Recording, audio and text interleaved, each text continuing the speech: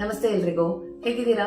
ಎಲ್ರು ಸಮಸ್ಯೆ ಮನುಷ್ಯನ್ ಬರುತ್ತೆ ಮರಕ್ಕ ಬರುತ್ತೆ ಅಂತ ಈ ಮಾತನ್ನ ನಾವು ತುಂಬಾ ಕೇಳಿರ್ತೀವಿ ಅಲ್ವಾ? ಸಮಸ್ಯೆಗೆ ನಮಗೆ ಪರಿಹಾರ ಬೇಕಾ, ಸಮಾಧಾನ ಬೇಕಾ? ಕೆಲವ್ರು ಹೇಳ್ತಾರೆ ಸಮಾಧಾನ ಫಸ್ಟ್ ಸಿಕ್ಕರೆ ಪರಿಹಾರ ತಂತಾನೆ ಸಿಗುತ್ತೆ ಅಂತ. ನಾವು ಸಮಾಧಾನ ಪಡಿಸ್ಕೊಳ್ಳಕ್ಕೆ ಯಾರ ಹತ್ರ ಮಾತಾಡ್ತಿದೀವಿ ಅನ್ನೋದು ಮುಖ್ಯ ಆಗತ್ತೆ. ಸಮಸ್ಯೆಗೆ ಪರಿಹಾರ ಅಂದ್ರೆ ಹೇಗಿರತ್ತೆ, ಸಮಸ್ಯೆಗೆ ಸಮಾಧಾನ ಅಂದ್ರೆ ಎಲ್ಲಿ ಸಿಗತ್ತೆ, ಹೇಗೆ ಸಿಗತ್ತೆ ಅಂತ ಸ್ಕಿಪ್ ಮಾಡದೆ ಕಡೆ ತನಕ ನೋಡಿ. ಪರಿಹಾರ ಹೇಗೆ ಸಿಗತ್ತೆ, ಸಮಾಧಾನ ಹೇಗೆ ಸಿಗತ್ತೆ ಅಂತ. ತಡ ಮಾಡದೆ ವಿಡಿಯೋ ಶುರು ಮಾಡೋಣವಾ? ಬನ್ನಿ. ನಾನು ಇವತ್ತೊಂದು ಪುಟ್ಟ ಸ್ಟೋರಿ ತಗೊಂಡ್ ಬಂದಿದ್ದೀನಿ, ಸಮಸ್ಯೆಗೆ ಪರಿಹಾರ ಹೇಗೆ ಕಂಡ್ಕೊಳ್ಳೋದು ಅಂತ. ಒಂದ್ ರಾಜ್ಯ ಇರತ್ತೆ, ಅರಮನೆ ಇರತ್ತೆ. ಅರಮನೆ ಹತ್ರ ಒಂದು ಕೋಟೆ ಇರತ್ತೆ. ಆ ಕೋಟೆಯಲ್ಲಿ ಎಲ್ಲರೂ, ಆ ರಾಜ್ಯದ ಜನಗಳೆಲ್ಲ, ಹೆಣ್ಮಕ್ಳು ಗಂಡ್ಮಕ್ಳು ಇಲ್ಲ. ಕೆಲಸ ಮುಗಿದ್ಮೇಲೆ ಕೋಟೆ ಕ್ಲೋಸ್. ಬೆಳಗ್ಗೆ ಒಂದು 9 ಗಂಟೆಗೆ ಓಪನ್ ಆದ್ರೆ ಈವ್ನಿಂಗ್ ಒಂದು 6 ಗಂಟೆ ಅಷ್ಟರಲ್ಲಿ ಕೆಲಸನೂ ಕ್ಲೋಸು, ಮತ್ತೆ ಕೋಟೆ ಬಾಗ್ಲೂ ಹಾಕ್ಬಿಡ್ತಾರೆ. ಅದು ಆ ರಾಜ್ಯದ ರಾಜನ ರೂಲ್ಸ್. ಕೋಟೆಗೆ ಬಾಗ್ಲು ಕಾಯೋ ವಾಚ್ಮೆನ್ ಅದ್ರ ಲೆಕ್ಕ ಯಾರು ಬಂದ್ರು ಯಾರು ಹೋದ್ರು, ಬಂದ್ಮೇಲೆ ಮತ್ತೆ ಒಳಗಡೆ ಹಾಕೊಂಡು ಲಾಕ್ ಮಾಡಿರ್ತಾರೆ. ಮತ್ತೆ ಫೈನಲ್ ದೊಡ್ಡ ಬೀಗ ಎಲ್ಲ ಹಾಕಿ ಕ್ಲೋಸ್ ಮಾಡೋದು ಈವ್ನಿಂಗ್ ಒಂದ್ಸಲ. ಬೆಳಗ್ಗೆ 9 o'clock ಓಪನ್ ಆಗುತ್ತೆ, ಎಲ್ಲರೂ ಒಳಗೆ ಬರ್ತಾರೆ. 3 ಗಂಟೆಗೆ ಮತ್ತೆ ಓಪನ್ ಆಗುತ್ತೆ. ಎಲ್ಲರೂ ಕೆಲಸ ಮಾಡಿದವರೆಲ್ಲ ಮನೆ ಕೊಟ್ಟು. ಇಲ್ಲಿ ಹೆಣ್ಮಕ್ಳು ಎಲ್ಲ ಕೆಲಸ ಮಾಡ್ತಾರೆ ಅಂತ ಹೇಳ್ದೆ ಅಲ್ವಾ? ಒಬ್ಳು ಹೆಣ್ಮಕ್ಳು ತನ್ನ ಮಗುನ ಮನೇಲಿ ಬಿಟ್ಟು ಬಂದಿರ್ತಾಳೆ. ಹೊಟ್ಟೆಪಾಡು, ಎಲ್ರಿಗೂ ಕೆಲಸ ಅನಿವಾರ್ಯ ಆಗಿರುತ್ತೆ. ಹಾಗಾಗಿ ಬಂದಲ್ಲಿ ಕೆಲಸ ಮಾಡ್ತಿರ್ತಾರೆ. ಕೆಲಸ ಮಾಡ್ತಾ ಒಂದಿನ ಏನಾಗತ್ತೆ, ಅವ್ರು ಕೆಲಸ ಮಾಡೋ ಗಮನ ಟೈಮ್ ಆಗಿದ್ದು ಗೊತ್ತಾಗಲ್ಲ. ಟೈಮ್ ನೋಡ್ತಾರೆ, ಆಲೇ ಗೇಟ್ ಕ್ಲೋಸ್ ಮಾಡೋ ಟೈಮು. ಪಾಪ ಓಡ್ಕೊಂಡು ಬರ್ತಾರೆ, ಇನ್ನೇನು ಕ್ಲೋಸ್ ಮಾಡ್ಬಿಡ್ತಾರೆ ಅಂತ. ಕ್ಲೋಸ್ ಮಾಡ್ತಿರೋದು ಅವ್ರಿಗೆ ಕಾಣಿಸುತ್ತೆ, ಬಟ್ ಅವಳು ಬರೋ ವರ್ಷದಲ್ಲಿ ಕ್ಲೋಸ್ ಆಗ್ಬಿಟ್ಟಿರುತ್ತೆ. ಒಂದ್ಸಲ ಕೋಟೆ ಬಾಗ್ಲದ್ ಬೀಗ ಹಾಕಿದ್ರೆ ಮುಗಿತೀನಿ, ಯಾರು ಬಂದ್ರು ಏನಂದ್ರು ಕೋಟೆ ಬಾಗ್ಲು ಓಪನ್ ಮಾಡಂಗಿಲ್ಲ ಅಂತ ರಾಜ್ ಆಜ್ಞೆ ಇರುತ್ತೆ. ಹಾಗಾಗಿ ಅವನು ವಾಚ್ಮನ್ ಡೋರ್ ಓಪನ್ ಮಾಡಲ್ಲ. ಇವಳು ಓಡ್ಕೊಂಡ್ ಬಂದು ತುಂಬಾ ಬೇಡ್ಕೋತಾಳೆ, ನನ್ ಪುಟ್ಟ ಮಗು ಇದೆ, ಆ ಮಗು ನೋಡ್ಕೊಳಕ್ಕೆ ಯಾರು ಇಲ್ಲ, ರಾತ್ರಿ ಅದಕ್ಕೆ ಊಟ ಮಾಡಿಸ್ಬೇಕು, ಅದನ್ನ ಮಲಗಿಸ್ಬೇಕು, ನನ್ನ ಬಿಡಿ ಬಿಡಿ ಅಂತ ತುಂಬಾ ಕಾಡ್ಕೋತಾಳೆ, ಬೇಡ್ಕೋತಾಳೆ. ಅವ್ರು ಯಾರು ಮರ್ಗೋದು ಇಲ್ಲ, ಯಾಕಂದ್ರೆ ರಾಜರ ಆಜ್ಞೆ ಅವ್ರು ಹಂಗೆ ಪರಿಪಾಲಿಸ್ಲೇಬೇಕಾಗಿರುತ್ತೆ.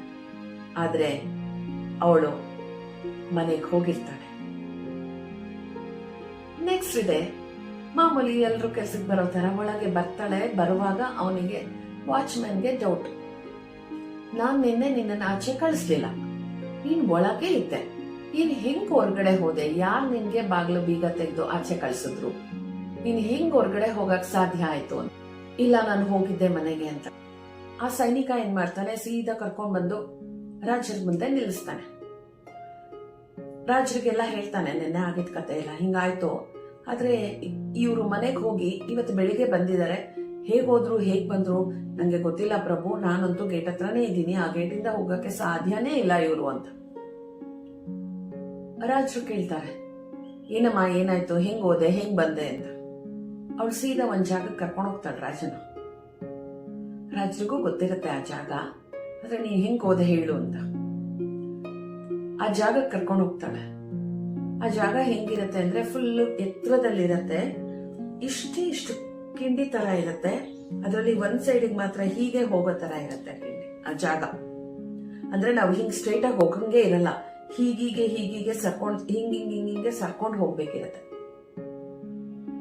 ಒಂದೇ ಸೈಡ್ ಹಿಂಗೆ ಸ್ಟ್ರೈಟ್ ಹಂಗ್ ಹೋದ್ರೂ ಕಷ್ಟ ಇರುತ್ತೆ. ಅಷ್ಟು ಪುಟ್ಟು ಜಾಗ.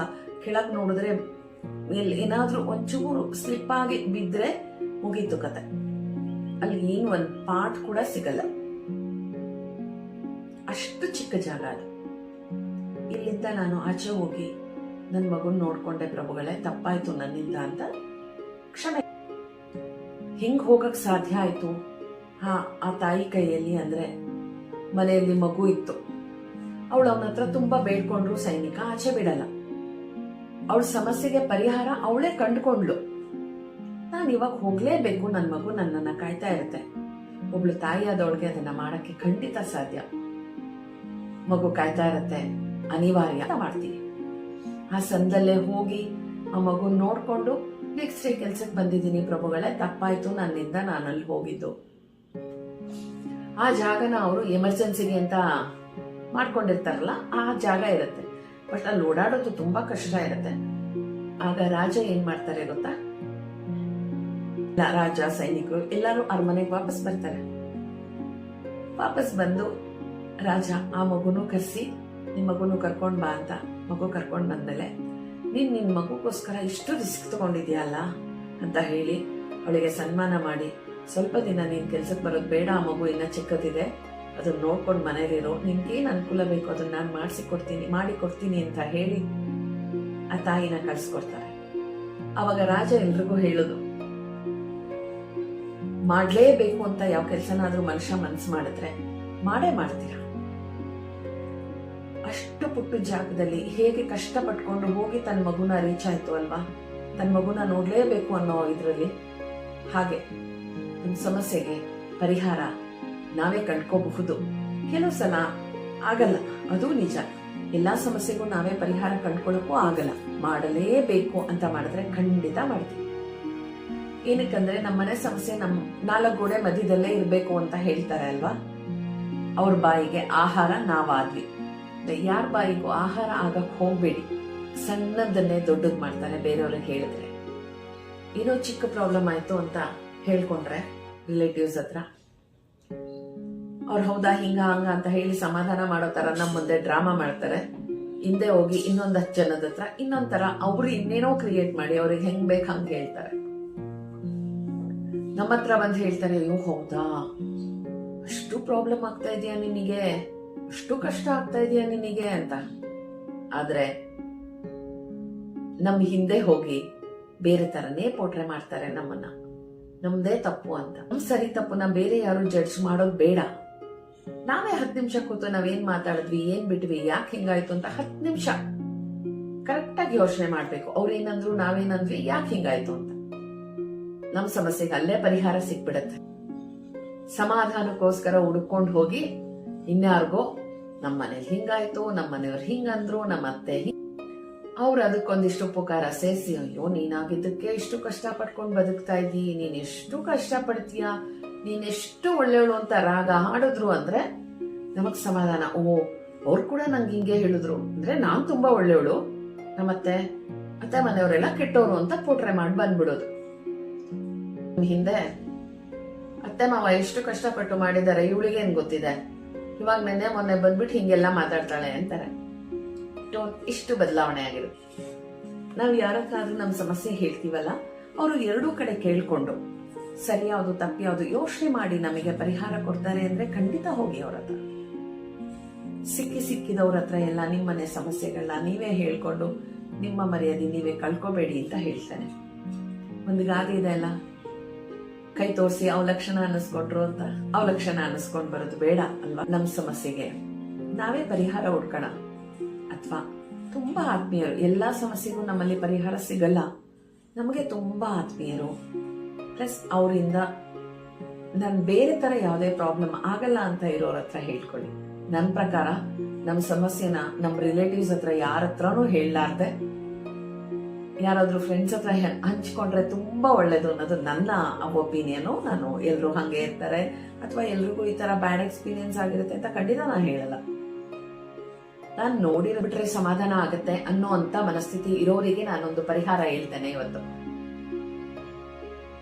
ಒಂದ್ ಶೀಟ್ ತಗೊಳ್ಳಿ, ಹತ್ಕೊಂಡ್ಬಿಡಿ, ಅಳ್ತಾನೆ ಬರ್ಬಿಡಿ. ಬೇರೆಯವ್ರ ಹತ್ರ ಹೇಳ್ತೀರಾ ಅಲ್ವಾ, ಮನೆ ಸಮಸ್ಯೆ ಹೇಳ್ಕೊಂಡು ಅಳ್ತೀರಾ ಅಲ್ವಾ, ಹಂಗೆ ಅಳ್ತಾನೆ ಬರ್ಬಿಡಿ. ಆಮೇಲೆ ಅದನ್ನ ಅರ್ಥ ಹಾಕಿ. ನಿಮ್ಗೆ ನಾನು ಯಾರ ಹತ್ರನೋ ಹೇಳ್ತೀನಿ ಅನ್ನೋ ಸಮಾಧಾನ ಸಿಗತ್ತೆ. ಅಲ್ಲಿ ಹತ್ತು ಆದ್ಮೇಲೆ ಬರ್ದಾದ್ಮೇಲೆ ಸಮಾಧಾನ ಖಂಡಿತ ಸಿಗತ್ತೆ. ನಿಮ್ಮನೆ ವಿಷಯ ಯಾರಿಗೂ ಗೊತ್ತಾಗಲ್ಲ. ಯಾರ ಹತ್ರ ಹೇಳಿದ್ರೆ ಇನ್ನೊಂದು 4 ಜನ ಗೊತ್ತಾಗುತ್ತೆ.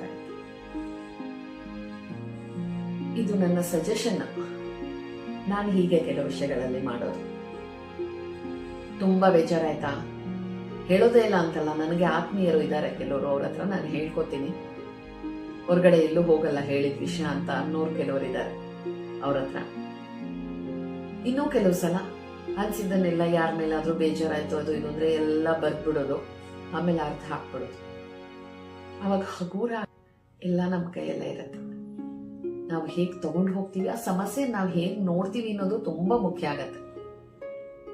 ಇನ್ನೊಂದು ಅದ್ರ ಜೊತೆಗೆ ನಮ್ ಸುತ್ತಮುತ್ತ ಇರೋರ್ನ ನಾವು ನೋಡ್ಬೇಕು. ಅವ್ರು ಎಷ್ಟು ಕಷ್ಟಪಡ್ತಿದ್ದಾರೆ, ನಾವ್ ಹೇಗಿದ್ದೀವಿ ಅಂತ. ಆಗ ನಮ್ ಸಮಸ್ಯೆ ಅಂತಾನೆ ಅನ್ಸಲ್ಲ. ಸುಮಾರು ಜನಕ್ಕೆ ಊಟಕ್ಕೆ 2 ಹೊತ್ತಿರಲ್ಲ, ಕಷ್ಟಪಡ್ತಿರ್ತಾರೆ. ಅದಕ್ಕಿಂತ ನಾವು ಚೆನ್ನಾಗಿದ್ದೀವಿ ಅನ್ಕೊಂಡ್ರೆ ತುಂಬಾ ಚೆನ್ನಾಗಿರ್ತೀವಿ ಅಲ್ವಾ? ಸುಮಾರು ಜನಕ್ಕೆ ಹೆಲ್ತ್ ಇಶ್ಯೂಸ್ ಇರುತ್ತೆ, ಬೇರೆ ಬೇರೆ ಸಮಸ್ಯೆಗಳಿರುತ್ತೆ. ಅಪ್ಪ ಅಮ್ಮ ಇಲ್ದೇ ಇರೋರು, ಗಂಡ ಇಲ್ದೇ ಇರೋರು, ಹೆಂಡತಿ ಇಲ್ದೇ ಇರೋರು ಎಷ್ಟೆಲ್ಲ ಕಷ್ಟಪಡ್ತೀವಿ. ಅದಕ್ಕಿಂತ ಬೆಟರ್ ಆಗಿದೀವಲ್ವಾ ನಾವು?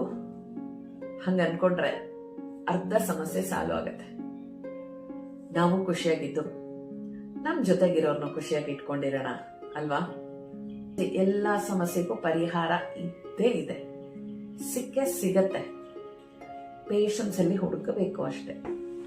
ಈ ವಿಡಿಯೋ ನೋಡಿದ್ಮೇಲಾದ್ರೂ ನೀವೆಲ್ರೂ ನಿಮ್ ಪ್ರಾಬ್ಲಮ್ನ ನೀವೇ ಸಾಲ್ವ್ ಮಾಡ್ಕೋತೀರಾ, ಯಾರ ಹತ್ರನೂ ಹೇಳ್ಕೊಳ್ದೆ ಅಂತ ಅನ್ಕೊಳ್ತಾ ನಾನು ಈ ವಿಡಿಯೋನ ಇಲ್ಲಿಗೆ ಎಂಡ್ ಮಾಡ್ತಾ ಇದ್ದೀನಿ. ನಮಸ್ತೆ.